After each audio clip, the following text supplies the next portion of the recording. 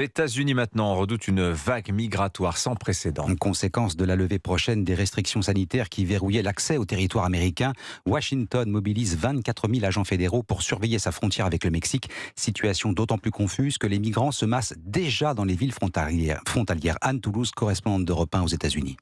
C'est un drame humain qui se joue des deux côtés de la frontière où des centaines de milliers de personnes ont afflué, pensant que la fin des restrictions imposées par le Covid allait faciliter leur entrée.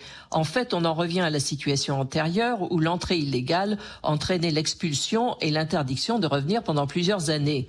Ce qui change, c'est qu'au lieu que les demandeurs d'asile attendent aux États-Unis un jugement qui pouvait prendre des mois, ils devront faire une pré-demande, soit sur Internet, soit dans un centre installé dans un pays tiers.